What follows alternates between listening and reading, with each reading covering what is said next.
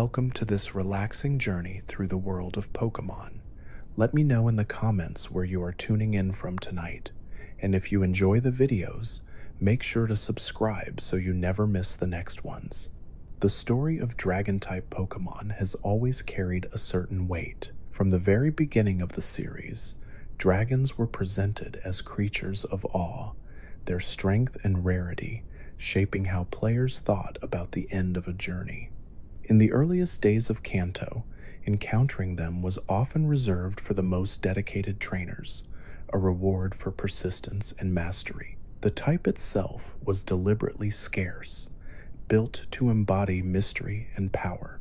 Even as new generations unfolded, the identity of dragons remained tied to exclusivity, with each era adding new layers of mythology and design. Among these creatures, Dragonite quickly became a symbol. It was the final form of the humble Dratini line, an evolutionary line that transformed from a small serpent into a towering guardian of the skies. In the original games, this dragon stood apart for its rarity, appearing only in the deepest waters and evolving only through commitment. The lore described it as benevolent, despite its immense power, often depicted as a gentle protector of sailors and wanderers. Over the decades, it became one of the most recognizable dragons, appearing in competitive battles, anime storylines, and cultural references across the world. Pokemon Legends ZA Mega Dragonite has been confirmed as a new Mega Evolution in the series. This transformation tied it more closely to its earlier stage, Dragonair. The Mega design added wings to its head, recalling the elegant fins of its middle form, and placed a pearl on its tail, echoing the mystic orb that Dragonair carried. This shift reflected the designer's intent to highlight continuity in its line, reminding players that even as creatures evolve, they carry their heritage with them. Mega Dragonite retained its dragon and flying typing, but its lore suggested a deeper nature. It was said to fly faster and farther than ever before, and its kind-hearted spirit remained at the forefront. This dragon valued swift victories, not out of aggression, but out of compassion, seeking to spare its opponent needless suffering. It was also known for rushing to aid those in peril, reinforcing its identity as a guardian. The addition of this form in a modern game breathed new life into a creature that had been iconic since the 1990s, showing how dragons continue to evolve alongside the series itself. The rarity of dragons in the first generations was deliberate. In Kanto, only Dratini and its evolutions embodied the type. They were available in limited spaces, hidden behind difficult mechanics like fishing in the Safari Zone or purchasing them at high cost from the game corner. Their scarcity tied directly into their reputation. For many players, catching one was not just about adding another entry to the Pokédex, but about achieving something that felt significant. These creatures represented a kind of mythical presence in a world otherwise filled with more common species. As the games moved into Johto, the developers expanded on the idea of dragons as guardians of history and tradition. The appearance of Kingdra, a final evolution for the otherwise overlooked Seadra, gave the type new flexibility. It showed that dragons were not only tied to mythic legacies, but could also emerge from the natural world in surprising ways. The lore described Kingdra as dwelling in deep oceans, its presence so powerful that whirlpools would form in its wake. This tied the dragon identity not only to the sky but also to the sea, broadening its symbolic scope. The introduction of Claire, the final gym leader of the Johto region, reinforced this cultural role. She specialized in dragons and demanded not only strength but also proof of wisdom from the player. Her requirement to pass a test in the Dragon's Den added narrative depth, suggesting that Mastery of dragons was not merely about winning battles, but about understanding values of trust and empathy. This positioned dragons as more than tools of power. They became creatures tied to morality and tradition, embodying an almost spiritual relationship with their trainers. The philosophy behind dragons deepened further in Hoenn. Salamence represented the dream of flight, a dragon that embodied desire and ambition. Its lore told of a Bagon longing to fly, finally achieving wings after persistent determination. This evolutionary story symbolized the reward of perseverance, tying dragon identity to hope and transformation. Flygon, another dragon of the region, carried a different kind of symbolism. Known as the desert spirit, it was described as creating music through the beating of its wings, with travelers in the desert mistaking the sound for singing voices. This tied dragons to myth, echoing folklore of mirages and illusions. Both examples showed how the Hoenn region used dragons not only as powerful creatures, but as cultural touchstones, embodying myths and dreams that resonated with human imagination. Competitive play further shaped the reputation of dragons. By the third generation, their stats and move pools made them dominant forces. Salamence, with its combination of speed and offensive power, became a staple of high-level play. Flygon, though less overwhelming, found a role through its unique typing and utility, giving it a place in strategies that required balance rather than brute strength. These roles cemented dragons as forces that could define entire metagames, reflecting their status as endgame creatures, both in lore and in gameplay. As generations continued, dragons began to multiply. Sinnoh introduced Garchomp, a land shark that quickly rose to near mythical status in competitive history. Its speed, power, and typing made it so dominant that it was placed in the highest competitive tier. This dragon's lore tied it to deserts and hunting, but in battle, it became a symbol of raw efficiency. Its design, blending elements of sharks and dragons, reflected the developer's growing willingness to experiment with hybrid inspirations. By this point, dragons had fully moved from rare mythic presences to forces that defined both story and gameplay. Obscure details reveal how dragons continued to shape the series' identity. In lore, they were often tied to the balance of worlds, whether through creation myths, guardianship of traditions, or roles in cosmic conflicts. In gameplay, their typing became so powerful that later generations introduced the fairy type to balance them. This was a reflection of their dominance, an acknowledgement that dragons had become too overwhelming to coexist without a counterbalance.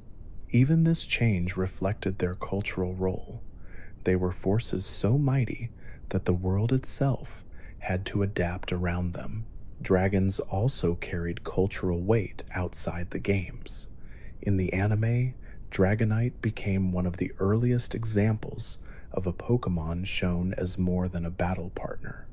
Its gentle spirit and massive frame made it a memorable figure in episodes that emphasized compassion and friendship.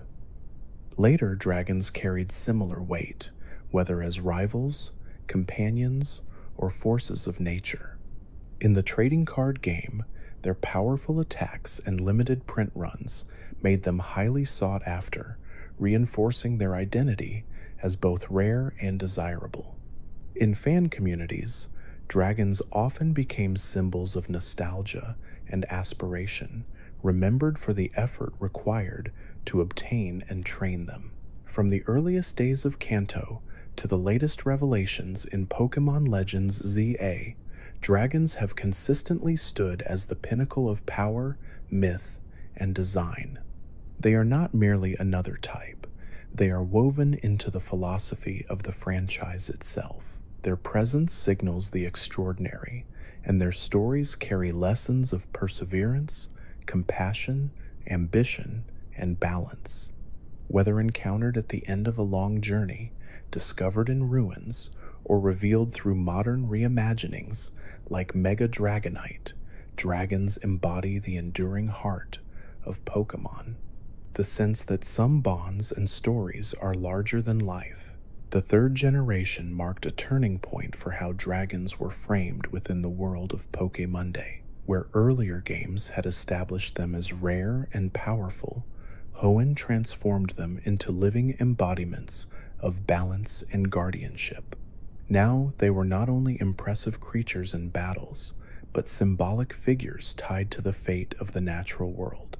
This era introduced some of the most iconic dragons in the series, each carrying a role that blended mythology, competitive presence, and cultural significance. Among them were Latias and Latios, twin dragons whose bond reflected both kinship and duality. Their designs emphasized contrast, yet harmony, with one often tied to warmth and empathy, the other to logic and analysis. Lore described them as deeply connected to human emotions, capable of sensing feelings and reacting with care or caution. Their appearances in the third generation were unusual, as they roamed the skies after the main story, forcing players to seek them out across the region. This roaming mechanic heightened their elusive nature, reinforcing their identities as guardians who could not be easily contained. Their eventual inclusion in events such as the Eon Ticket highlighted their role as shared experiences, uniting communities of players in pursuit of something rare. Obscure details emphasize how carefully these dragons were designed. Their typings of dragon and psychic made them unique at the time, blending mystical elements with draconic power.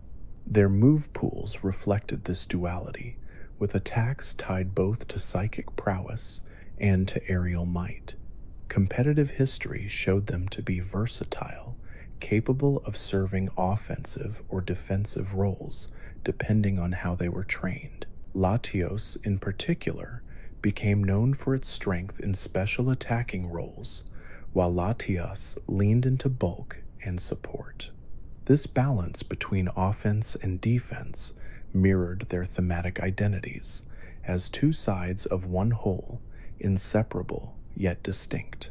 The cultural footprint of these twins was equally strong. Their starring roles in the fifth Pokemon movie gave them personalities beyond statistics and mechanics, tying them to themes of sacrifice, trust, and bonds with humans. Fans often recall their ability to blend into the human world through illusion, a trait that carried narrative weight about empathy and connection. They embodied the idea that dragons were not only guardians of the natural order, but also bridges between worlds, capable of understanding and guiding humans in times of need. The other great dragon of Hoenn was Rayquaza, whose role dwarfed even its legendary peers. Described as the mediator between Groudon and Kyogre, it soared above the world in the ozone layer, far removed from the conflicts below. When the forces of land and sea clashed, it descended as a peacemaker, ending their destructive struggle with its overwhelming presence. This myth positioned Rayquaza not as a force of destruction, but as one of restraint and control. It represented the sky itself, a reminder that balance could only be achieved through intervention from beyond. Gameplay emphasized this role. Unlike the roaming twins, Rayquaza could be found at the peak of Sky Pillar, requiring players to ascend a treacherous path to reach it. The design of the tower reflected challenge and determination, with crumbling floors and intricate puzzles demanding patience. When players finally reached the summit, the dragon awaited as a reward, towering as both a guardian and a test. In Emerald, its role expanded even further as it descended in the climactic cutscene to end the battle between Groudon and Kyogre, a moment many fans recall as one of the most cinematic in the series to that point.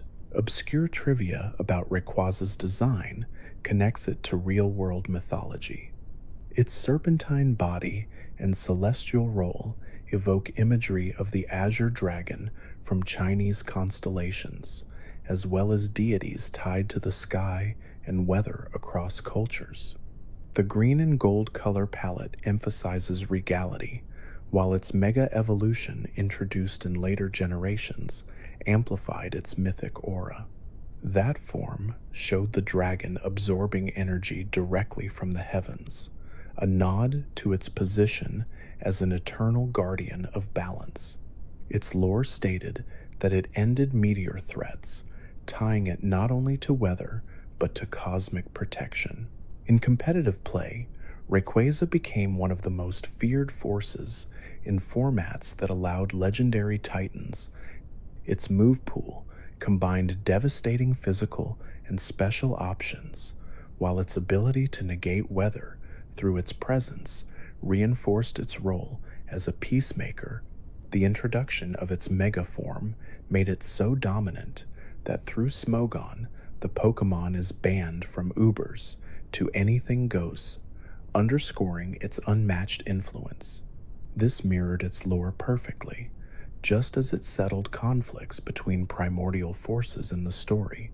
In competitive play, it settled matches through sheer overwhelming strength. Together, Latias, Latios, and Rayquaza illustrated how the identity of dragons expanded in Hoenn. They were no longer simply rare species, but cultural and cosmic figures. The twins embodied harmony, trust, and kinship, while the Sky Guardian embodied mediation and restraint. Their presence ensured that the dragon type would forever be tied to myths of balance, bridging the gap between destruction and peace. For players, encountering them was not just about filling a Pokédex, but about stepping into a legend, participating in stories that felt larger than themselves. These dragons also highlighted the developers' growing ambition in tying gameplay mechanics to narrative. The roaming twins forced players to experience patience and chance, mirroring their elusive natures. The ascent of Sky Pillar tested endurance, mirroring the trials required to earn the Sky Guardian's acknowledgement. By linking mechanics and story, the games ensured that the experience of catching these dragons carried thematic weight, deepening immersion. From the perspective of culture, these figures became symbols of Hoenn's identity. They appeared on promotional artwork, in films, and in discussions about the series' mythology. Fans debated their symbolism, drew connections to real-world myths, and celebrated their roles in balancing primal conflicts. This discussion extended beyond the games themselves, creating shared memories that became part of the community's fabric. The presence of Latias, Latios, and Rayquaza ensured that dragons remained at the heart of Pokémon's mythology.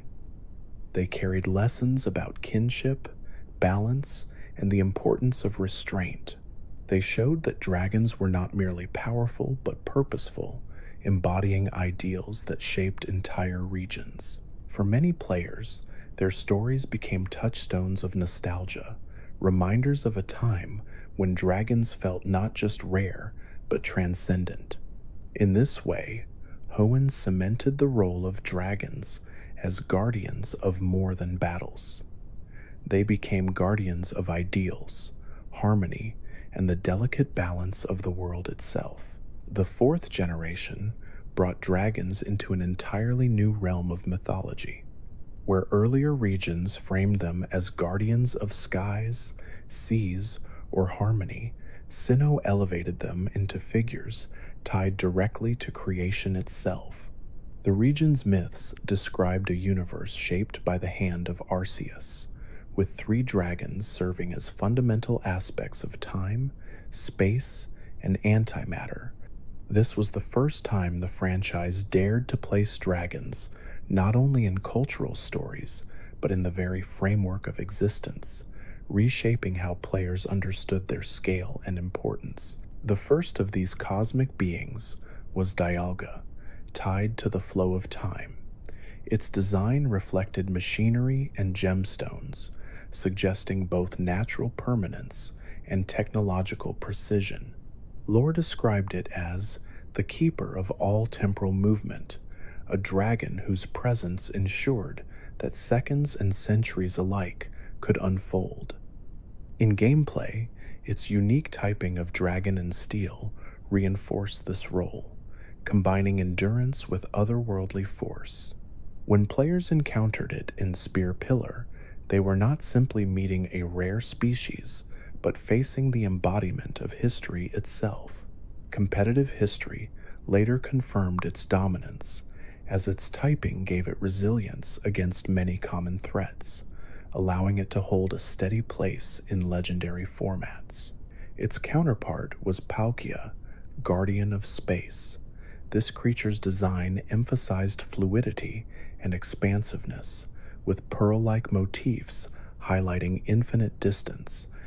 Lore stated that it could bend dimensions, expanding or shrinking the vastness of the cosmos at will. Its typing of dragon and water reflected this fluid identity, reinforcing themes of boundlessness and adaptability. Within the story, it stood as the opposite to the Keeper of Time, embodying a different but equally vital part of existence.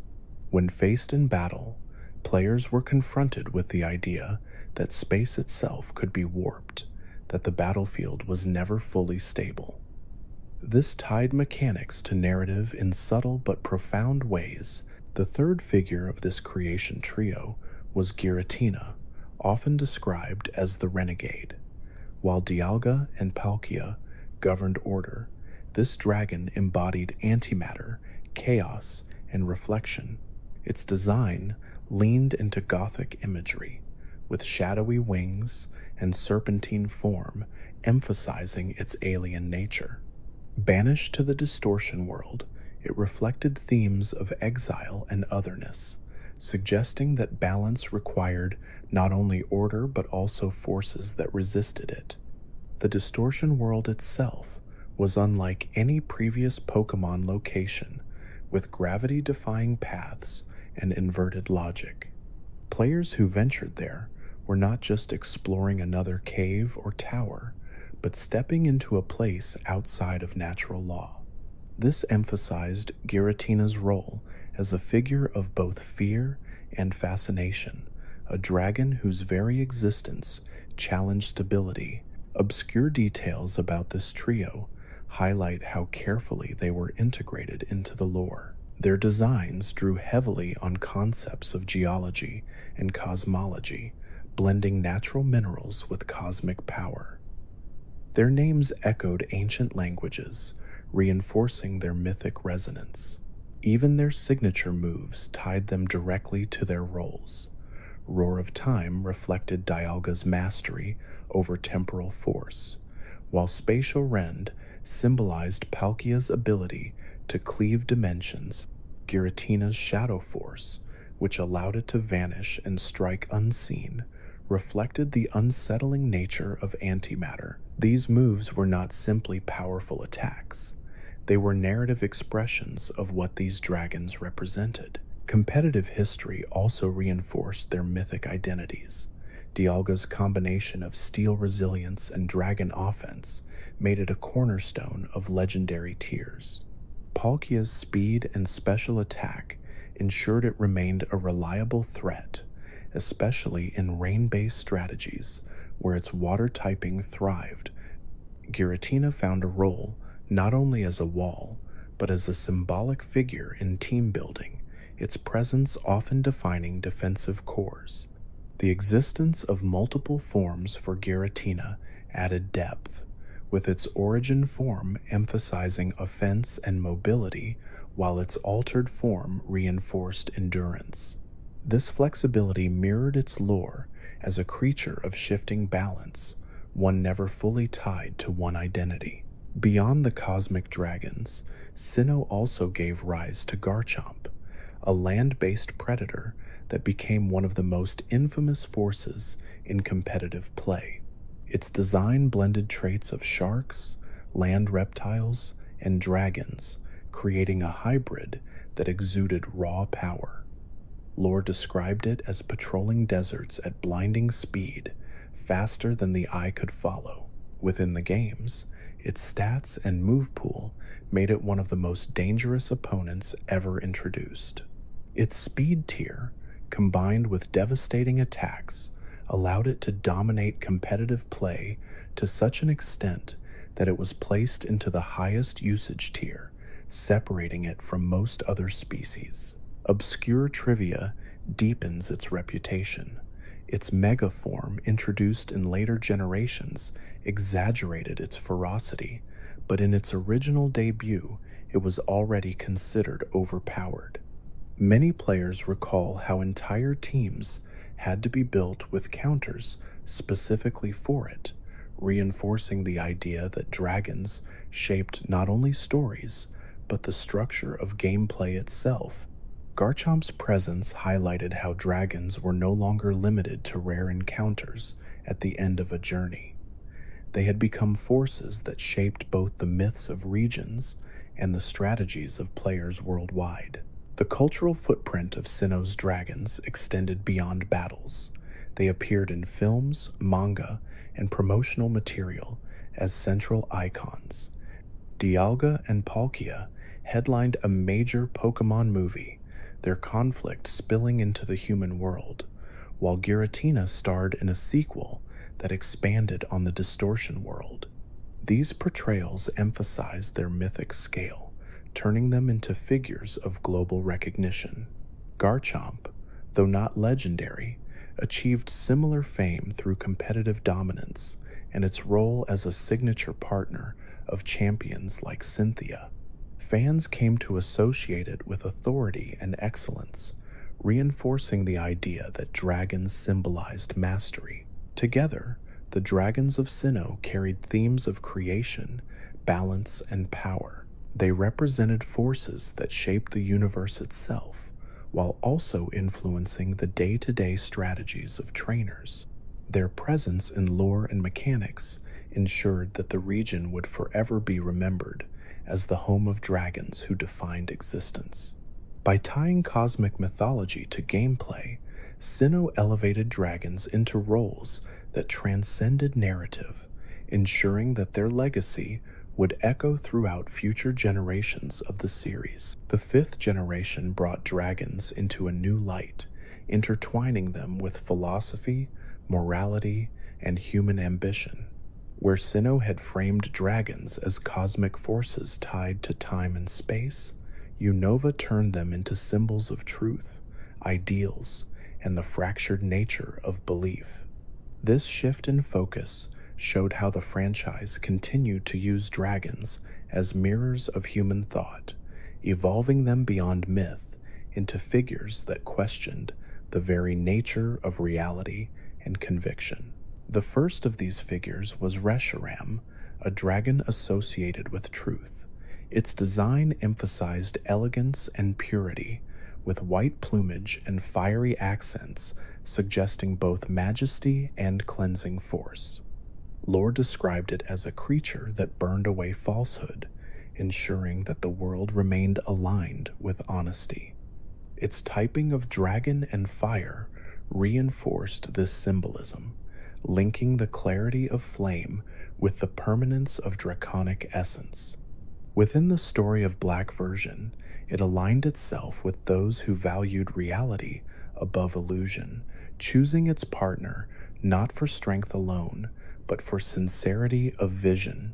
In battle, it wielded the move Blue Flare, a signature attack that scorched with overwhelming brightness.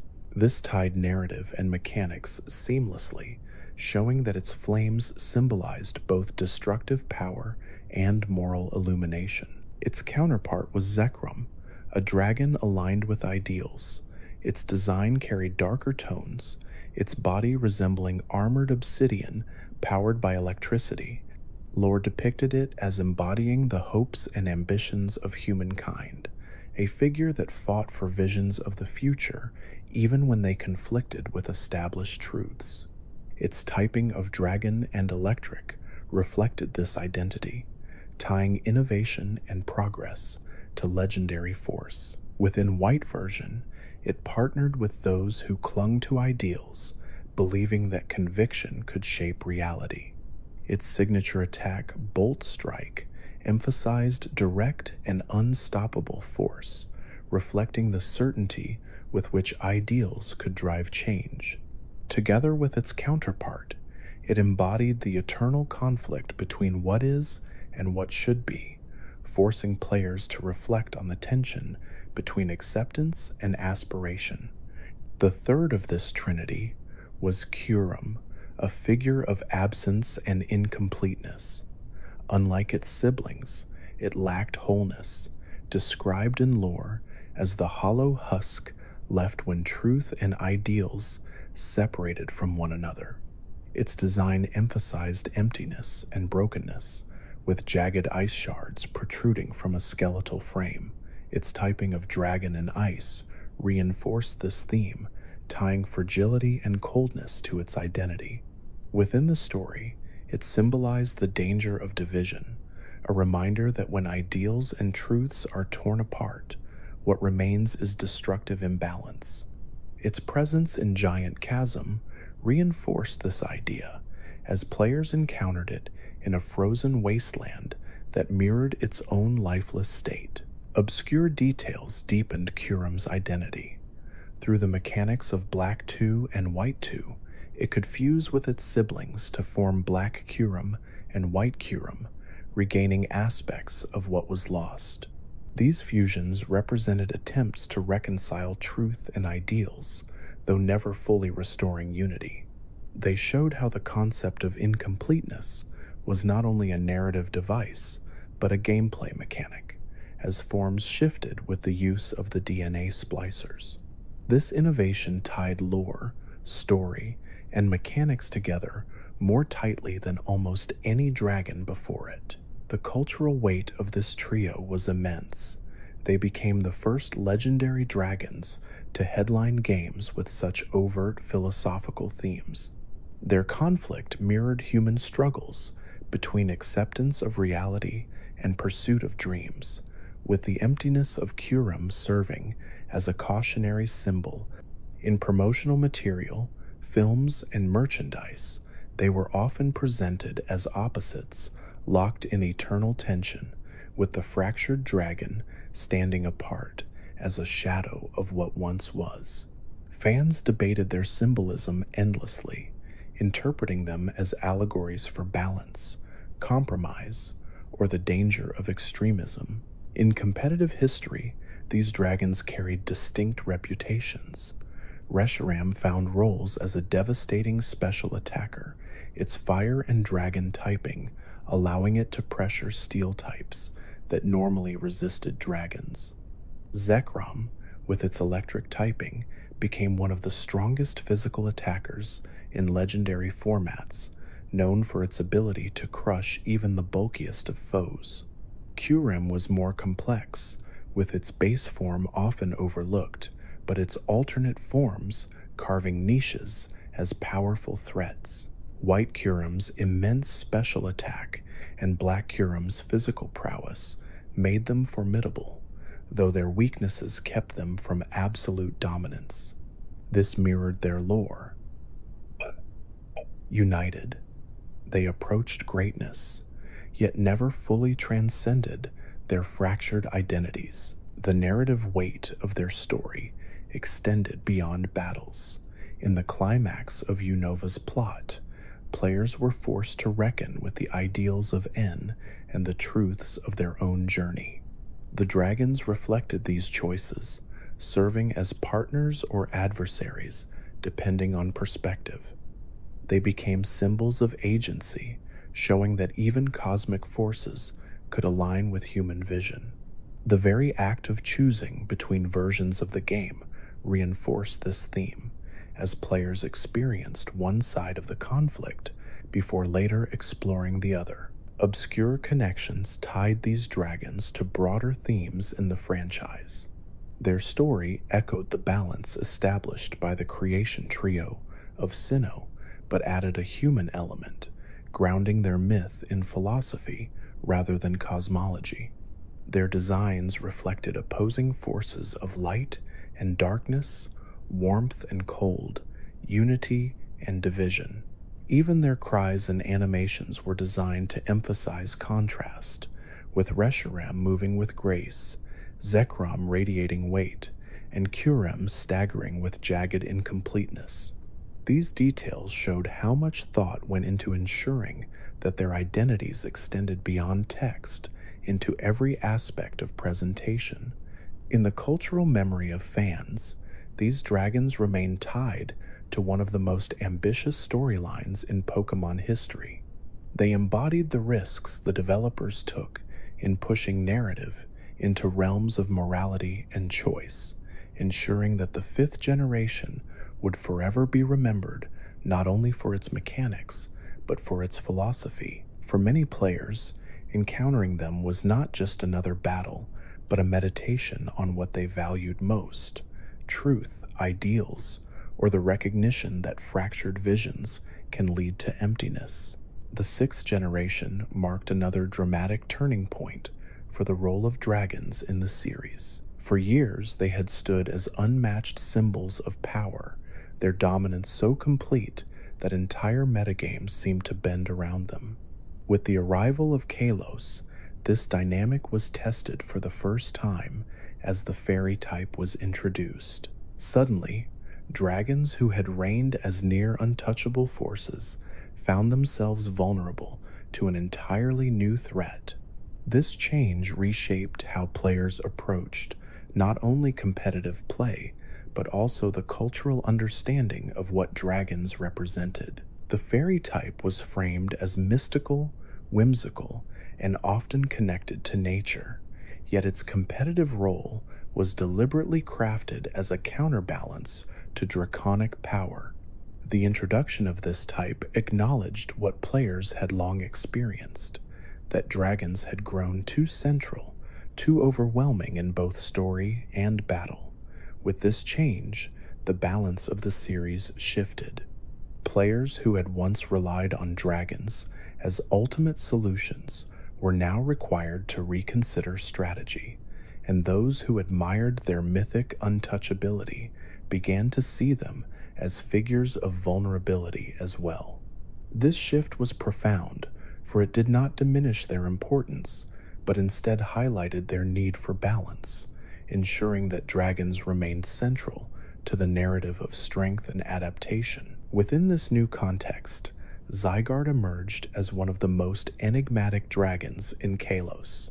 Its design blended serpentine traits with crystalline and cellular motifs, reflecting both natural and scientific themes. Lore described it as a guardian of ecosystem balance, a creature that watched from the shadows and intervened when environmental harmony was threatened. This positioned it not as a destroyer or even as a mediator like Rayquaza, but as a regulator of life itself. Its dragon and ground typing reinforced this theme, tying it to the earth and the cycles of nature. What made it especially unusual was the later introduction of its forms in subsequent games, where players could witness it assembled from smaller components. This reinforced its identity as a being tied to balance and adaptability, reflecting the idea that ecosystems are not singular, but composed of countless parts working in harmony.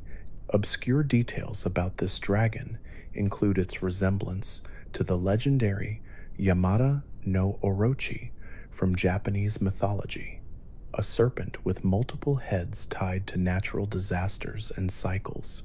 Its color palette of green and black emphasized its identity as both guardian and enigma, with its signature move, Thousand Arrows, allowing it to strike even those who would normally evade ground attacks.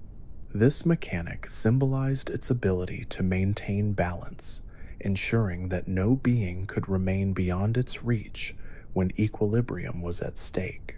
Fans often overlooked it during Kalos's release, as it was hidden deep within the region's lore and received little story focus, but later generations recontextualized it as one of the most important guardians introduced in the series.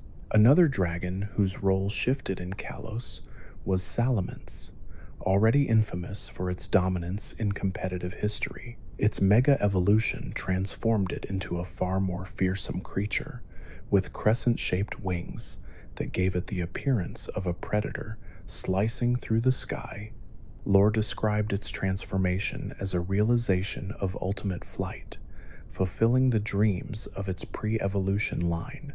The sheer power of this form cemented its reputation as one of the most overwhelming dragons ever designed.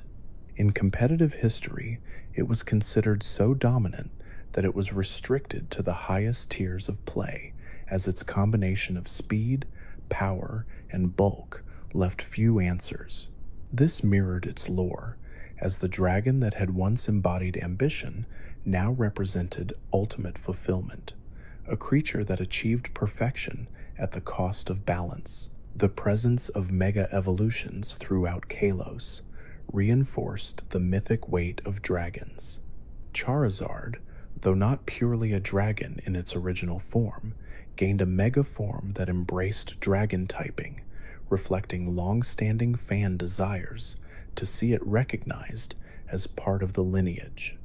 Its transformation into a dragon and fire creature represented not only power but cultural acknowledgement, granting it a place within the draconic pantheon it had long been associated with in spirit. This highlighted how mega evolution often served as a bridge between fan interpretation and official canon, giving form to ideas that had lingered for decades. Beyond individual dragons, the sixth generation reshaped competitive dynamics. The introduction of the fairy type forced players to innovate, and many dragons who had once been dominant saw their usage dip. Garchomp, though still powerful, now had to reckon with fairy counters. Latios and Latias, once central to strategies, found themselves checked by the rise of creatures that resisted or punished their presence. Salamence's mega form reminded players of their enduring strength, but the overall environment demanded caution and adaptability. This was thematically fitting, as dragons who had once stood beyond challenge now had to navigate a world that had grown more complex. Obscure trivia about this era highlights how deeply the developers tied design choices to lore. Fairy-type moves often carried whimsical animations, contrasting with the destructive blasts of dragon-type attacks. This visual opposition emphasized not only balance but thematic duality. Dragons symbolized raw power and mythic grandeur, while fairies symbolized wonder and harmony. The clash of these forces created one of the most dynamic shifts in the series' history, ensuring that dragons remained relevant not because of their untouchable strength, but because of their evolving role in a balanced ecosystem. The cultural footprint of Kalos's dragons extended beyond competitive history. Zygarde became a subject of speculation, with fans debating its hidden forms long before they were revealed. Salamence's megaform cemented its status as a fan favorite, often appearing in artwork, merchandise, and discussions about the strongest creatures ever introduced. Charizard's inclusion as a dragon in one of its mega forms fueled conversations about fan influence and the relationship between community desires and official design. These discussions showed that dragons had grown beyond simple mythic creatures. They had become interactive symbols, shaped as much by fans as by developers. In broader storytelling, the themes of Kalos reinforced dragons as figures of adaptation. They could no longer stand unchecked, yet their presence demanded respect. By tying them to balance, ambition, and fan desire, The sixth generation ensured that dragons remained central even as they were challenged. For players, encountering them was both nostalgic and new, a reminder that dragons symbolized not only power but the ongoing evolution of the series itself. The seventh generation brought players to the Alola region, a place filled with tropical landscapes, cultural traditions, and new perspectives on how Pokemon fit into myth and daily life. For dragons, this era was transformative, offering species that reflected the diversity of ecosystems while experimenting with combinations never seen before. Here, dragons were not only rare titans of myth, but creatures woven directly into the fabric of regional identity. Komodo stood as one of the most striking examples of this evolution. As the first dragon and fighting type in the series, it broke expectations about what roles dragons could play. Its design drew inspiration from scaled reptiles and martial traditions, with overlapping scales resembling both armor and instruments. Lore described it as a creature that used the clanging of its scales to intimidate enemies and to announce its presence as a warrior. This tied its identity not only to raw strength but to cultural symbolism, reflecting practices where sound and ritual were as important as force. In competitive play, its unique typing gave it offensive versatility, though its vulnerability to fairy-type opponents limited its success. Nonetheless, its presence as a guardian figure in Alola reinforced its role as a dragon, tied not only to strength but to tradition. Its signature Z-move, Clangorous Soul Blaze, embodied this perfectly, as it unleashed both power and spectacle, capturing the balance of combat and ritual. Alongside this warrior stood Drampa, a dragon that contrasted sharply with its armored counterpart. Where Komo-O was fierce and intimidating, Drampa embodied gentleness and care. Its design emphasized age and wisdom, with long whiskers and a calm expression that evoked imagery of elder dragons from folklore. Lore described it as deeply protective of children, often befriending young trainers and showing ferocity only when those it cared for were threatened. This duality highlighted the range of dragons in Alola, showing that they could be guardians not only of power, but also of community and compassion. In competitive history, Drampa found a niche with its strong special attack and ability Berserk, which boosted its power when hurt. This mirrored its lore perfectly, calm until provoked, then suddenly overwhelming. Fans came to appreciate it as a reminder that dragons could embody patience and kindness just as easily as destruction. Turtonator offered another unique perspective. With its volcanic shell and explosive tendencies, it blended the imagery of tortoises with that of landmines and eruptions. Its typing of dragon and fire reinforced this volatile nature, with lore describing it as storing flammable gases in its shell to unleash devastating blasts. This dragon reflected the volcanic identity of Alola itself, a region shaped by geological activity and fire. Its design was unusual, breaking from the serpentine or sleek imagery often tied to dragons, instead embracing a slow, armored form that concealed violent potential. In competitive play, it was not particularly dominant, but its ability to set hazards like Stealth Rock tied it to strategies of attrition, reflecting its defensive and explosive design. Fans often remembered it for its uniqueness rather than its strength, appreciating how it expanded the creative possibilities of what dragons could be. The Ultra Beasts introduced in Alola blurred the boundaries of what counted as dragons. While not all were officially tied to the type, their alien designs and overwhelming power often echoed draconic themes. Creatures like Naganadel, which later received formal recognition as a dragon and poison type, reinforced this connection. Its slender insectoid design carried both alien and draconic qualities, and its lore suggested it came from worlds beyond, reinforcing the idea that dragons symbolized forces larger than human understanding. Its presence tied the myth of dragons not only to local culture but to cosmic mystery, showing that even as the series expanded into new themes, dragons remained at the heart of the unknown. Obscure details highlight how these creatures were integrated into Alola's cultural setting. Kommo-o was tied to trials and traditions, reflecting the region's emphasis on ceremony and guardianship.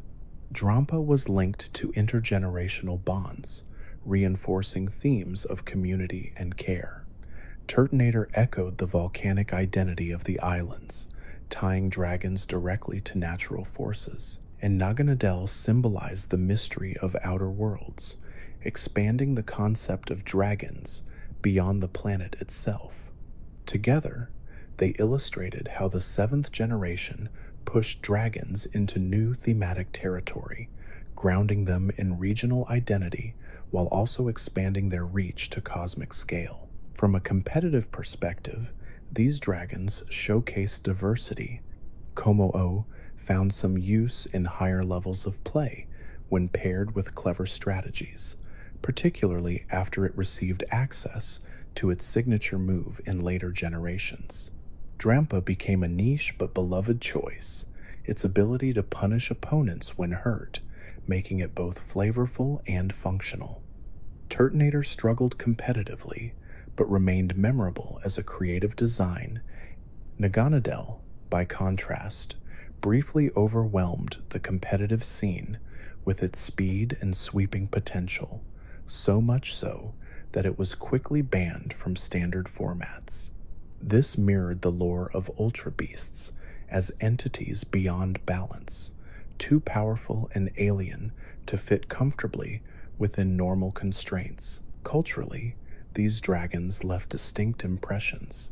Kommo-o's warrior identity gave players a dragon that felt tied to ritual and legacy.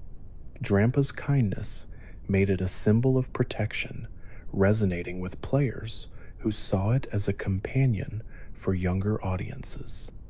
Turtonator's volatility highlighted the connection between dragons and natural disaster. Naganadel's alien identity blurred the line between myth and science fiction. Each contributed to the growing tapestry of dragons, reinforcing their adaptability as symbols. Alola as a region further emphasized this adaptability. Its trial system replaced gyms, reflecting cultural diversity and local traditions. Dragons were woven into these trials and into the myths of the islands, ensuring they felt like guardians and participants in ritual rather than outsiders. This reflected a broader trend.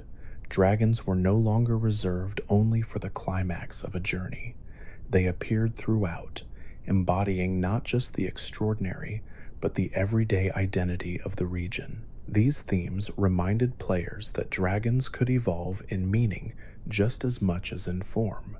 They could be warriors, elders, volcanoes, or aliens, yet they all remained tied to the identity of power, rarity, and myth. Alola expanded their roles without diminishing their aura, ensuring that dragons continued to embody not only strength but culture, compassion, and mystery. The 8th generation brought players to the Galar region, a place defined by rolling fields, ancient castles, and industrial skylines. Here dragons were not just symbols of myth and power, but integral figures in the competitive scene, the story of the region, and the cultural memory of players. For many, Galar marked a return to an emphasis on dragons as both rare encounters and champions of strategy. The wild area and later expansions gave these creatures a stage where their presence was both daunting and celebrated. One of the most memorable additions was Dragapult, a spectral dragon that embodied speed and precision. Its design was unlike any seen before, blending stealth bomber aesthetics with reptilian features. Lore described it as launching smaller Dreepy from the crests on its head, treating them as both companions and projectiles. This unusual relationship tied it to themes of family and cooperation, even within its predatory identity. In competitive play, its combination of blistering speed, strong offenses, and unpredictable move pool made it one of the defining figures of the 8th generation.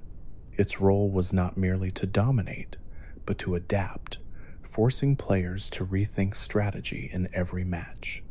This adaptability mirrored its lore, as a dragon that blurred the line between the living and the spectral. Another figure central to Galar was Duraludon, a metallic dragon that embodied the industrial identity of the region. Its design resembled skyscrapers and modern architecture, a deliberate nod to Galar's mixture of tradition and technology. Lore described it as lightweight, yet durable, reflecting the paradox of industrial design, massive in appearance, yet efficient in function. When it received a Gigantamax form, this identity was magnified as it transformed into a towering skyscraper dominating the battlefield. In competitive play, it served as a specialized threat, with its unique steel and dragon typing granting it resistances that allowed it to carve out roles as a support or niche attacker. Its presence highlighted how dragons in Galar were not only tied to myth, but also to the very landscape of modern society. The wild area itself reinforced the identity of dragons in this generation. Unlike previous regions, where such creatures were often hidden in caves or locked behind progression, the open fields of Galar allowed players to encounter them in unexpected ways. Seeing dragons flying in the distance or charging across plains created a sense of awe that recalled childhood stories of mythical beasts roaming the earth. Encounters with creatures like Axew's evolutionary line, or the presence of rarer species during weather events, ensured that dragons felt both accessible and extraordinary. This dynamic reinforced their role as creatures of legend that nonetheless inhabited the same world as more common species, making each encounter feel special. Dragapult and Duraludon were not the only dragons to capture attention in Galar.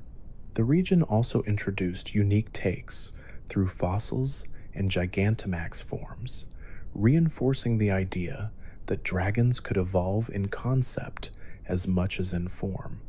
While not every edition carried the same weight in competitive play, their designs often tied directly to the themes of the region. The mixture of medieval castles, modern industry, and sprawling nature provided a perfect backdrop for dragons to appear as guardians of history, symbols of innovation, or reminders of primal force. Obscure details emphasize how carefully the developers wove these dragons into lore.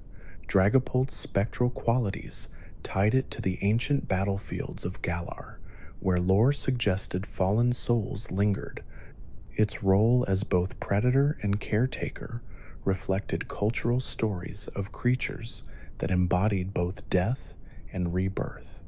Duraludon's resemblance to skyscrapers was not merely aesthetic but thematic, reinforcing how Galar merged tradition with modernity. Its Gigantamax form, towering over cities, mirrored the imposing skylines of London, making it a distinctly regional dragon. These details ensured that the dragons of Galar were not generic additions, but reflections of the region itself. In competitive history, this generation was defined in no small part by dragons. Dragapult quickly became one of the most central figures in the metagame, its versatility making it nearly impossible to predict. It could serve as a physical attacker, special attacker, or support role, ensuring that it always had relevance. Duraludon, though less dominant, found its place in doubles formats, where its ability to set team support, such as Light Screen, or to counter fairy types, gave it unique utility. The prominence of these dragons ensured that Galar's identity remained tied to them, echoing the way earlier generations had been defined by their own draconic stars. The expansions of Galar further reinforced this role. The Isle of Armor and Crown Tundra introduced new settings where dragons flourished, including legendary titans that expanded the lore of the series. Dragons that had once been locked away in distant regions could now be encountered within Galar, reinforcing its role as a nexus of myths and battles. This broadened the scope of dragons within the generation, ensuring that the region felt like a place where past and present legends converged. Cultural reception highlighted how much these dragons resonated with fans. Dragapult became a symbol of the 8th generation, celebrated for its creative design and versatility. Its presence in fan art, merchandise, and discussions reflected its widespread impact. Duraludon, while more divisive, became memorable for its skyscraper-like appearance, sparking debates about design philosophy and regional identity. These discussions showed how dragons continued to serve as focal points of cultural conversation, embodying not only gameplay mechanics, but fan interpretation and debate. Obscure trivia also deepens the story of Galar's dragons. Dragapult's concept of launching Dreepy tied it to traditions of archery and weaponry, reflecting medieval themes woven into the region's identity. Duraludon's Gigantamax form mirrored the dominance of industrial skylines, a reminder that dragons could represent not only nature and myth, but also the creations of humankind. Even the ways in which they were distributed in-game reflected rarity and prestige, ensuring that players felt a sense of accomplishment when adding them to their teams. The presence of dragons in Galar reaffirmed their central place in the Pokémon world. They were no longer hidden figures, reserved only for the final stages of a journey, but living symbols of identity, philosophy, and design. By tying them to themes of speed, industry, and cultural heritage, the 8th generation ensured that dragons remained as captivating as ever. For players, encountering them in the wild area, in towering skyscraper forms, or as spectral predators, was a reminder that dragons were not only powerful, but also deeply tied to the soul of each region they inhabited. The 9th generation brought players to the Paldea region, a land shaped by rugged mountains, sprawling mesas, and deep cultural traditions. Here, dragons once again stood at the forefront, reflecting both the ancient myths of the region and the futuristic possibilities of its new technologies. Paldea's design philosophy leaned heavily into duality, presenting creatures tied to past and future, tradition and innovation. Within this framework, dragons emerged as some of the most important figures, serving as both companions and symbols of what the region represented. One of the most remarkable new dragons was Baxcalibur, a creature that instantly captured the attention of players. Its design was inspired by both kaiju monsters of cinema and the imagery of blades and glaciers. Lore described it as using the massive icicle on its back as a weapon, heating it internally before releasing devastating blasts of ice and firepower. Its typing of dragon and ice placed it into rare company, making it one of the few dragons aligned with that element. This connection reflected the snowy peaks and frozen landscapes of Paldea, grounding it in the geography of the region. In competitive play, it quickly gained a reputation for overwhelming offensive strength, with abilities and moves that allowed it to sweep through unprepared teams. Fans compared it to earlier iconic dragons in terms of raw dominance, noting how it carved its own place in the history of competitive battling.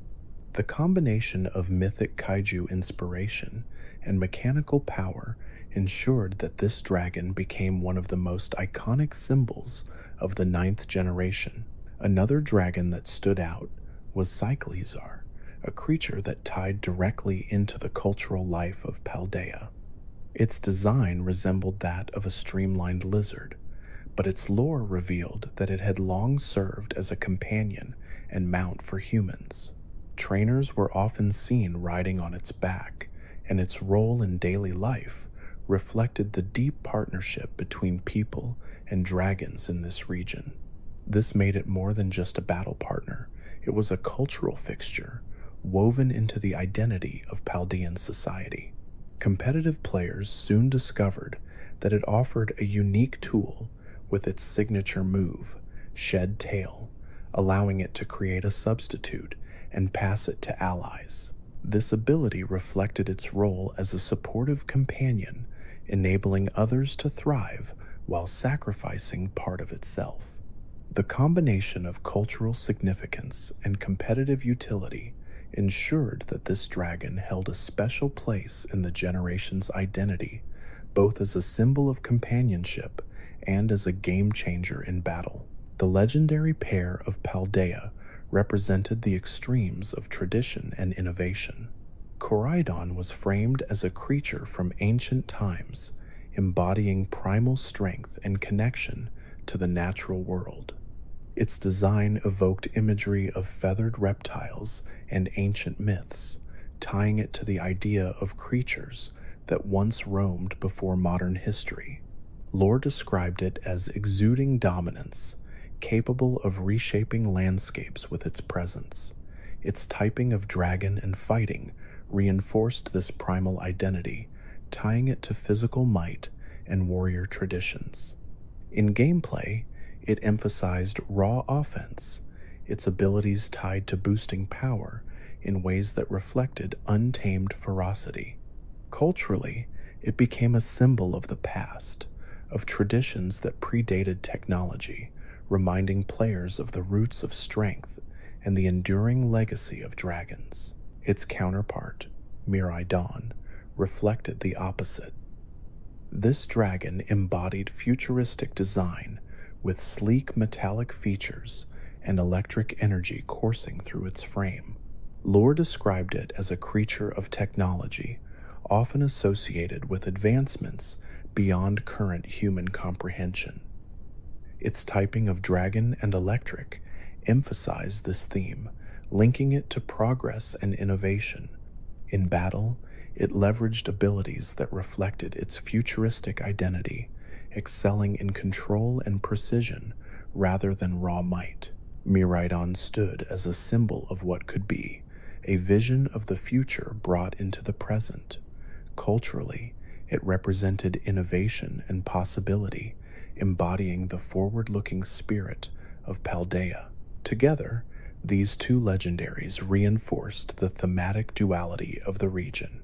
Koraidon symbolized the past, primal and untamed, while Miraidon represented the future, sleek and technological.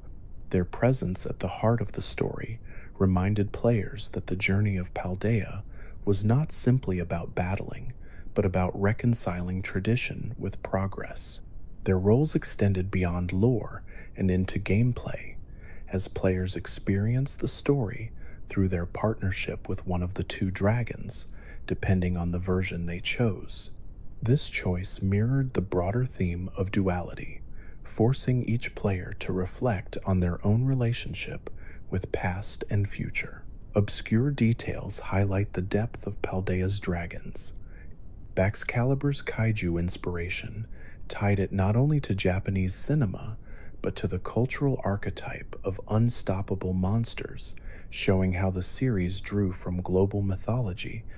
Cyclizar's role as a mount reflected traditions across cultures of dragons as partners in transportation and exploration, blending myth with practicality.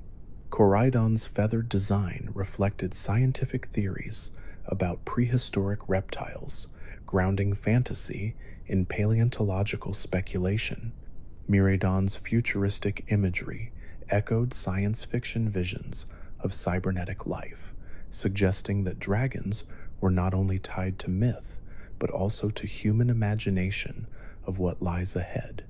These layers ensured that each dragon carried meaning beyond its mechanics, tying them into cultural, scientific, and narrative traditions. In competitive history, Paldea's dragons quickly made their mark. Baxcalibur became one of the most feared sweepers, its abilities and move pool giving it unmatched presence in certain formats. Cyclizar's shed tail briefly warped entire metagames before restrictions were placed upon it, showing how supportive roles could be just as transformative as offensive ones. Koraidon and Miraidon dominated restricted legendary formats, their abilities defining strategies and shaping how players built teams around or against them. This mirrored their lore perfectly. Dragons that symbolized primal power and futuristic innovation could not help but dominate the arenas in which they appeared. Culturally, these dragons cemented Paldea's place in the franchise. Baxcalibur became a fan favorite for its imposing design and competitive strength, often compared to earlier legends of draconic dominance. Cyclizar won affection for its dual role as companion and battler, reinforcing themes of partnership. Koraidon and Miraidon became the faces of the generation, appearing on box art, in promotional material, and in discussions of thematic design. Their duality inspired debates among fans about which vision of strength resonated more, the primal past or the technological future. These discussions ensured that Paldea's dragons would not be forgotten, as they became symbols of identity for the region and for the generation as a whole. The ninth generation reminded players that dragons are not only symbols of myth and legend, but reflections of the times. They can embody primal strength, serve as everyday companions, or represent visions of the future. Through Baxcalibur, Cyclizar, Koraidon, and Miraidon, Paldea wove dragons into every aspect of its story, culture, and competitive history. Their presence ensured that the legacy of dragons continued to evolve, proving once again that these creatures remain the heart of the Pokémon world, carrying lessons of power, tradition, and imagination into every new generation.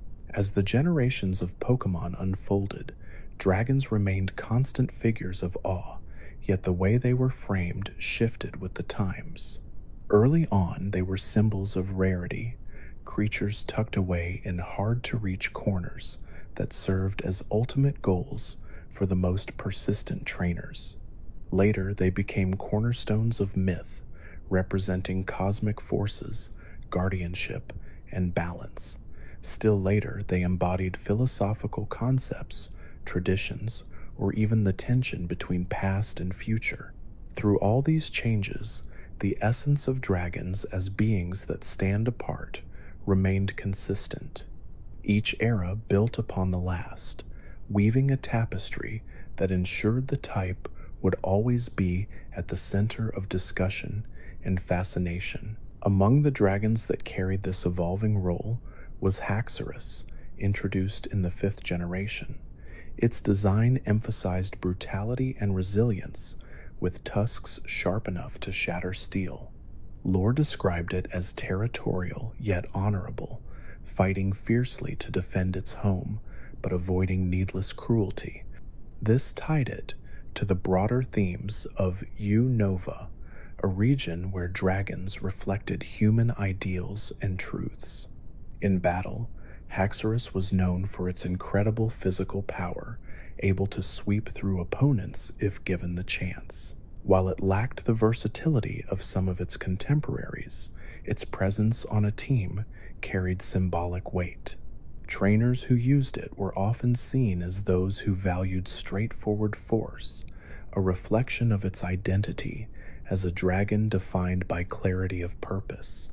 The fact that it lacked secondary typing reinforced this identity, marking it as a pure expression of the draconic essence, unclouded by external influences. Another dragon that captured attention was Hydreigon, also introduced in Unova. Its design drew inspiration from multi-headed beasts of European myth, particularly the Hydra, blending darkness with draconic power. Lore described it as merciless, attacking anything it saw without hesitation. This tied it to themes of danger and fear, positioning it as one of the most threatening dragons ever introduced. Its typing of dark and dragon reflected this perfectly, making it a symbol of chaos and aggression. In competitive play, Hydreigon became one of the most feared special attackers of its era, its versatility allowing it to adapt to many roles. The sheer power it brought to battle mirrored its lore, reinforcing the idea that dragons could embody not only guardianship and balance, but also destruction and cruelty. Its reputation became so overwhelming that it was placed in the highest usage tiers for much of its history, a reminder of how deeply it influenced the strategies of its generation. Cross-generational comparisons reveal how these dragons built upon earlier traditions. Haxorus reflected the purity and straightforwardness of early dragons like Dragonite, emphasizing honor and raw strength. Hydreigon, by contrast, echoed the chaos and exile of figures like Giratina, embodying the darker side of the type. Together, they showed that by the 5th generation, dragons had grown diverse enough to represent both extremes of morality and behavior. They could be protectors or destroyers, guardians of ideals, or bringers of chaos, yet they were always extraordinary. Obscure trivia further enriches the understanding of these creatures. Haxorus was notable for being designed with a more grounded biology, its tusks and armor-like scales reflecting paleontological influences from real reptiles. This gave it a sense of plausibility that set it apart from more fantastical designs. Hydreigon, meanwhile, carried hidden references to the number 3, with its 3 heads, 3 pairs of wings, and base stat total divisible by that number. This detail tied it to symbolic traditions, reinforcing the idea that it was more than just a monster, but a creature rooted in numerological significance. These hidden layers ensured that fans who looked closely could always find deeper meaning in their designs. The cultural footprint of these dragons extended far beyond battles. Haxorus appeared in promotional material as a symbol of strength, often shown towering over trainers to emphasize its ferocity. Hydreigon featured prominently in story battles, often associated with antagonistic forces, reinforcing its role as a figure of fear. Fans remember these dragons not just for their stats or moves, but for the emotions they evoked: admiration for raw strength, awe at overwhelming power, or even fear at unrelenting aggression. These emotions cemented their places in community memory, ensuring that their legacies endured long after their debut. Cross-generational analysis also shows how competitive history shaped the role of dragons. In earlier generations, dragons often dominated through limited numbers and overwhelming stats. By the time of Haxorus and Hydreigon, balance had begun to shift, with new types and strategies challenging their dominance. Yet even within this more complex environment, they carved niches that ensured their relevance. Hydreigon, in particular, adapted across generations, reinventing itself through new moves and strategies, a reflection of its lore as a relentless predator that could not be easily stopped. Haxorus, while less adaptable, remained a figure of respect, its raw power demanding answers even as new challenges emerged. The community response to these dragons was multifaceted. Fans debated their designs, their roles and stories, and their impact in competitive play. Haxorus was often admired for its clarity, a dragon that felt pure and unambiguous. Hydreigon sparked fascination and fear, a creature that embodied chaos and destruction. These debates reflected the broader identity of dragons in the series, as creatures that were never merely one thing, but always open to interpretation. They could inspire admiration, awe, or dread, depending on how they were framed.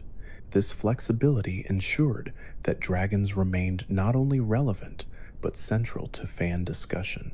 Obscure lore connections also tied them to broader themes in the series.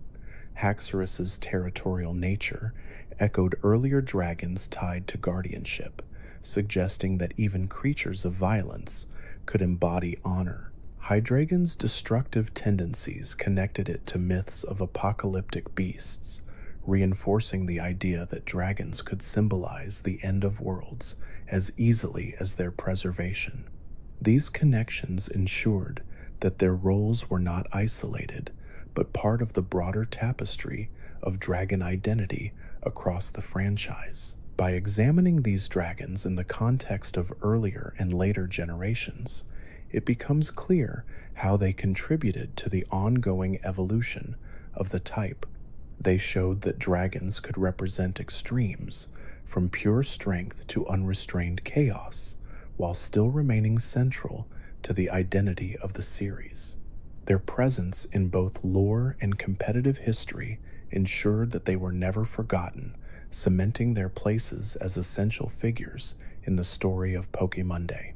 The legacy of Haxorus and Hydreigon continues into later generations, where they remain symbols of their era. Players who encountered them for the first time remember the sense of awe or fear they inspired, while competitive players recall the strategies they demanded.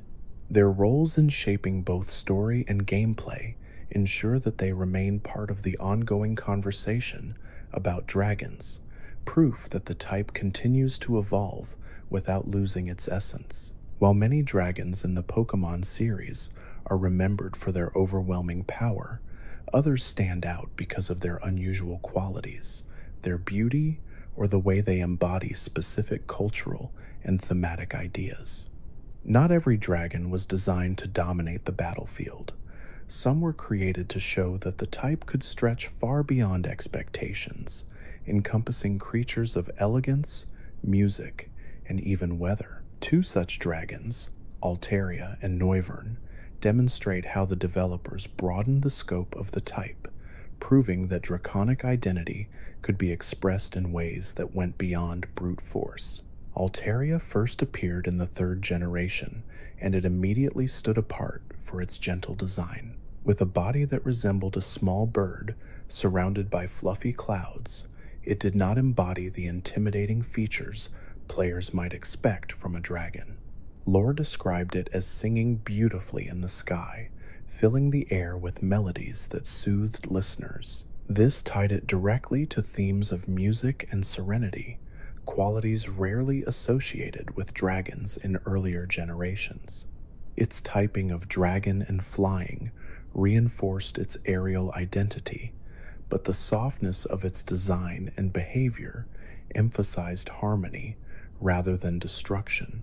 In competitive play, it often served as a defensive or utility role, far removed from the fearsome reputations of dragons like Salamence or Garchomp.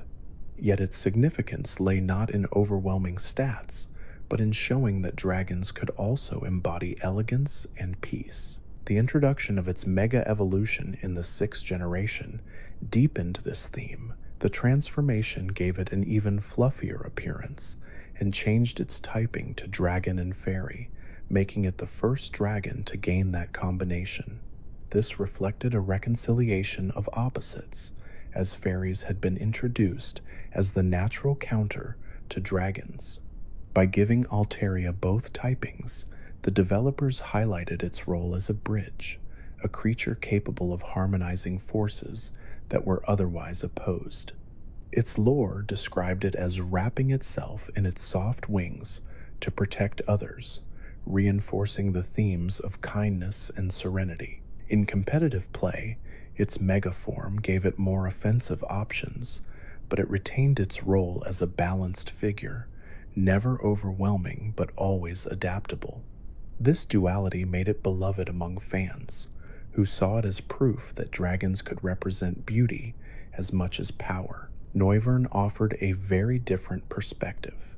Introduced in the 6th generation as well, this dragon embodied themes of sound and night. Its design blended the features of bats with sleek draconic traits, and its lore described it as using ultrasonic waves to navigate and hunt in darkness. This tied it directly to the world of music and sound, but with a more predatory and mysterious edge than Altaria. Its typing of dragon and flying connected it to aerial dominance, but its unique identity lay in its reliance on sound-based abilities. Its access to Boomburst reflected this perfectly, unleashing a blast of sound so powerful that it could devastate opponents. In competitive play, this attack made it a niche but memorable threat, capable of surprising unprepared teams. Obscure trivia highlights how carefully these dragons were tied to themes beyond battle. Altaria's connection to clouds and song reflected cultural associations of dragons with the heavens and with harmony in East Asian traditions. Its appearance in contests and performances reinforced its identity as a creature of beauty and elegance, reminding players that Pokémon were not only fighters, but also companions in art and celebration. Noivern, by contrast, carried ties to folklore of bats and nocturnal spirits, blending modern concepts of sonar with ancient myths of night-dwelling creatures. Its appearance at night, in-game, reinforced this identity, as players often first encountered it, or its pre-evolution in dark caves or shadowy skies. These design choices ensured that both dragons reflected broader cultural archetypes, making them more than simple additions to the Pokédex. The contrast between these two dragons reflects the evolving philosophy of the franchise, where earlier generations often tied dragons to raw power or mythic grandeur. Altaria and Noivern demonstrated that the type could also explore subtler qualities. Altaria showed that dragons could be gentle, melodic, and tied to themes of harmony. Noivern showed that they could be mysterious, tied to sound and night, yet still embody strength and danger. Together, they expanded the possibilities of what it meant to be a dragon, proving that the type was not limited to a single identity. Competitive history reinforced these themes. Altaria, in its standard form, was never dominant, but always reliable, often appearing in niche roles where its defensive typing and utility mattered. Its mega form briefly elevated it into higher levels of play, where it surprised opponents with strong offensive options and adaptability. Noivern, while less consistent, became a favorite among players who valued speed and the devastating power of its signature move. Even when it was not top tier, it remained memorable for the unique identity it brought to battles. These roles mirrored their lore, showing that not every dragon needed to dominate to be meaningful. The cultural impact of these dragons extended beyond battles and mechanics. Altaria appeared in anime episodes where its song and beauty played central roles, reinforcing its identity as a creature of harmony. Its gentle nature made it a favorite for merchandise and fan art, often depicted as a comforting companion.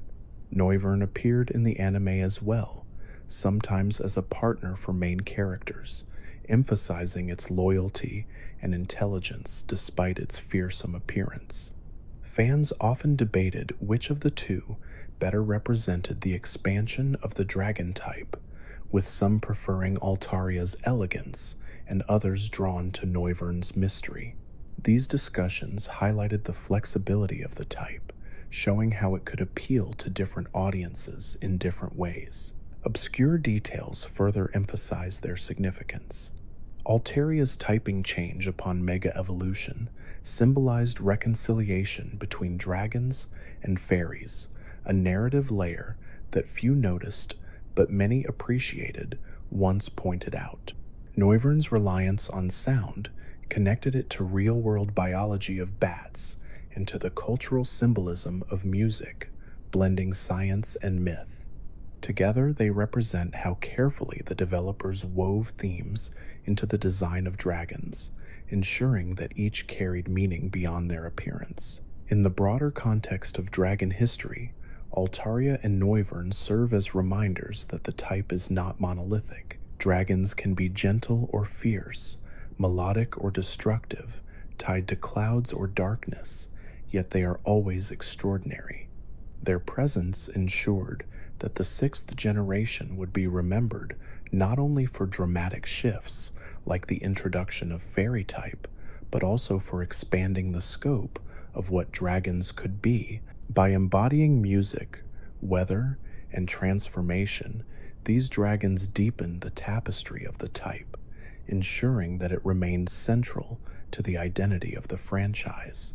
For players, encountering these creatures was often memorable, not because they were difficult to catch or overwhelmingly powerful, but because they felt different.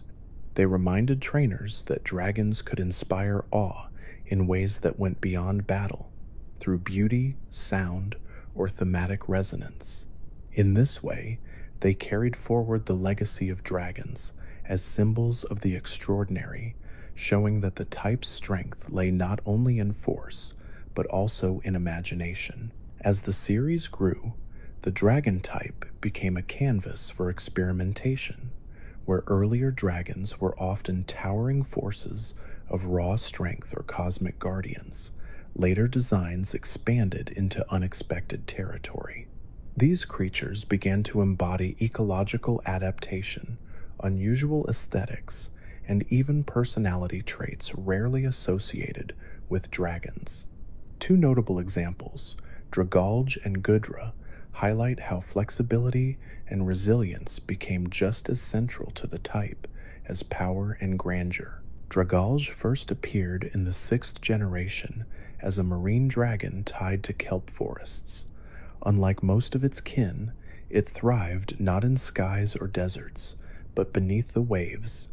Its design mirrored leafy sea dragons from real ecosystems, blending jagged edges and muted colors that allowed it to vanish among seaweed.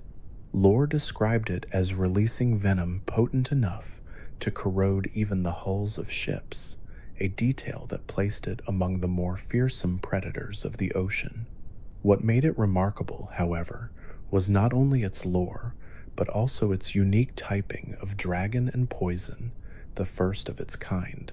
This pairing gave it a thematic connection to toxins and camouflage, reinforcing its identity as a hidden threat rather than a brazen conqueror. In competitive play, this creature carved a niche that reflected both survival and surprise. Its poison typing allowed it to challenge fairy types, the very force introduced to keep dragons in check. Combined with its ability, adaptability, which boosted the strength of its same type attacks, it could unleash damage far greater than opponents expected. While it lacked the blistering speed or endurance of other dragons, it represented an ecological approach to battle, thriving in hostile environments by turning vulnerability into advantage. Just as leafy sea dragons in nature survive through camouflage, this Pokémon survived through clever use of its environment and mechanics. Fans who looked beyond the surface often appreciated the careful thought that went into its design, even if it was not among the most celebrated dragons of its generation. Goodra offered an entirely different vision of what it meant to be a dragon. Where many of its predecessors were fierce or imposing, this creature was soft, gooey, and affectionate. Its design drew inspiration from mythical rain dragons and the archetype of slimes found in folklore and games. Lore described it as loyal to its trainer and deeply affectionate, often embracing companions in displays of warmth. This gentleness contrasted sharply with expectations of dragons as intimidating beasts, instead presenting one that embodied compassion and care. Its single dragon typing reinforced simplicity, but its personality and lore provided depth. In battle, this dragon became known for resilience rather than brute force. Its high special defense allowed it to absorb powerful attacks that would devastate others, and abilities like Sap Sipper and Gooey gave it unusual utility. Sap Sipper turned grass-type attacks into boosts, while Gooey slowed down physical attackers who dared to strike it. These mechanics mirrored its lore perfectly, calm and gentle until threatened, at which point it became unexpectedly formidable. Its gooey body symbolized persistence, absorbing punishment without collapsing. Fans appreciated how it turned softness into strength, embodying an alternative model of power. Obscure details enrich both of these dragons. Dragalge's connection to leafy sea dragons grounded it in biological realism, a rare example of direct ecological inspiration. Its venom and camouflage echoed myths of sea serpents lurking beneath waves, blending science with legend. Goodra's inspiration from rain dragons connected it to fertility and life-giving water in East Asian traditions, while its slime-like qualities tied it to gaming and folklore archetypes of underestimated creatures that endure through persistence. These details ensured that both carried meanings far deeper than their surface designs might suggest. Cultural reception reflected this variety. Dragalge was often admired by players who valued originality and appreciated its unusual typing, though it sometimes faded into the background compared to flashier dragons. Goodra, however, quickly gained widespread affection. Its kindness and emotional warmth made it a favorite in fan art and merchandise, often depicted as a comforting presence rather than a terrifying force. Together, they highlighted the spectrum of feelings dragons could inspire, from fear of hidden toxins to admiration for loyalty and compassion. In competitive history, their roles mirrored their lore. Dragalge excelled as a counter to fairy types, a predator lurking in an environment where most dragons faltered. Goodra stood as a defensive wall, enduring punishment with patience and surprising opponents with its adaptability. Neither was the strongest option in every format, but both became memorable for the unique functions they filled. They proved that dragons did not need to dominate to matter. They could instead expand the narrative of what dragons could be. The broader theme uniting these two is resilience. One survived by blending into its environment and striking with poison when least expected. The other endured by turning vulnerability into strength, embodying compassion without sacrificing utility.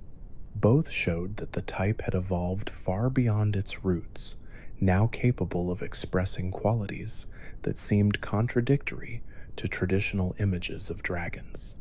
For players, these creatures were reminders that strength is not always loud or overwhelming.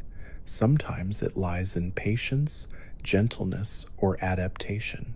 By the time players encountered these dragons, the type had already been associated with myths of creation, cosmic balance, and legendary might.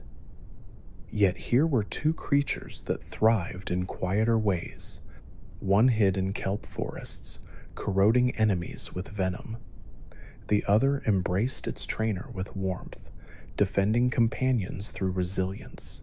They proved that dragons could represent not only the extraordinary, but also the unexpected. In doing so, they expanded the tapestry of draconic identity, ensuring that the type remained surprising, diverse, and central to the ongoing story of Pokémonday. Some dragons became famous for their overwhelming power or their roles in cosmic myths, while others became memorable because of how unusual they were. Not every dragon had to be sleek, majestic, or terrifying to leave an impression. Some stood out precisely because they broke the mold, embodying strange appearances or humorous qualities that made them unforgettable. Two examples of this are Druddigon and Alolan Exeggutor, creatures that defied conventional expectations of what a dragon should look like, yet earned lasting places in the imagination of players. Druddigon first appeared in the 5th generation, and it quickly became one of the most visually distinctive dragons in the series. Its design was jagged and blocky, with bright, contrasting colors that made it look almost like a carved statue brought to life.